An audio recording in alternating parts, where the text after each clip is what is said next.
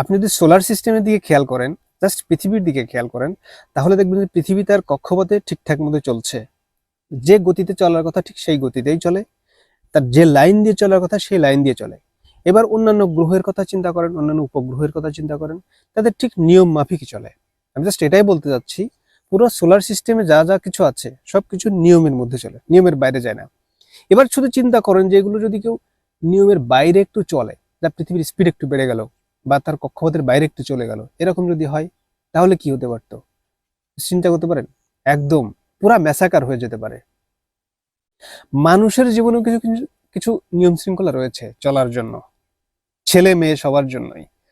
তো এগুলো না মানলে কি হয়, এটা তাৎক্ষণিকভাবে এটার ইম্প্যাক্ট আমরা সবসময় বুঝতে পারি না, একটু দেরি হয় বুঝতে।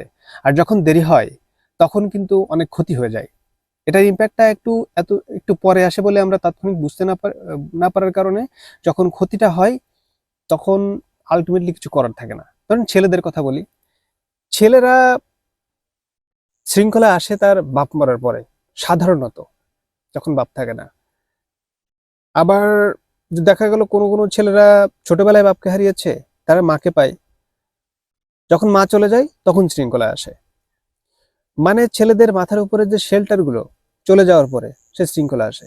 এরপরে বিয়ে শাদী করে, বিয়ে শাদী করলে তো একটা দায়িত্ব চলে আসে, সেটা বাপ থাকলেও দেখা যায় যে দায়িত্বে চলে আসে। কারণ বিয়ে করার পরে যখন একটা সংসারের একটা দায়িত্ব চলে আসে তখন বেশিরভাগ ছেলেই কম বেশি লাইনে চলে আসে। এই জন্য দেখবেন যে আমাদের সমাজে একটা প্রথা রয়েছে, ছেলে একটু বাউন্ডুলে উশৃঙ্খল, দে বিয়ে দিয়ে দে, বিয়ে দিয়ে দিলে ঠিক হয়ে যাবে। এটার একটা রিজন আছে, কিন্তু মানুষ এটা কেন ভাবে, এটাকে কেন সলিউশন হিসেবে ভাবে, তার রিজন একটাই, বেশিরভাগ ছেলে বলে দেখা যায় যে বিয়ের পরে মোটামুটি সোজা হয়ে যায়। মেয়েদের ক্ষেত্রে কি হয়, মেয়েরা কখন শৃঙ্খলায় আসে? মেয়েরা বেশিরভাগ ক্ষেত্রেই তাদের জীবনে শৃঙ্খলায় আসে হচ্ছে হাজব্যান্ড মারা যাওয়ার পরে। এই শৃঙ্খলা বলতে আসলে আমি কি বোঝাচ্ছি জানেন? জীবনে যে অ্যাটলিস্ট নিজে ফিট থাকা, সুস্থ থাকার দরকার, যে এলোমেলো খাওয়া, এলোমেলো চলা, যে বিশৃঙ্খল জীবনের কারণে যে ক্ষতি হতে পারে, অসুস্থতা বেড়ে যেতে পারে, এই জায়গা থেকে মানে নিজেকে দূরে রাখা। কারণ হচ্ছে ফার্স্ট অফ অল সুস্থ থাকতে হবে। নিজে সুস্থ থাকাটাও কিন্তু একটা ফ্যামিলিকে হেল্প করা।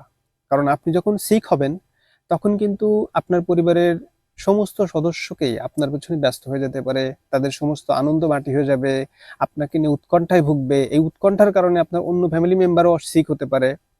তো এইটাই মেইনলি আমি বলছিলাম যে কোন ধরনের শৃঙ্খলায় থাকলে মানুষ কিছুটা সুস্থ থাকতে পারে।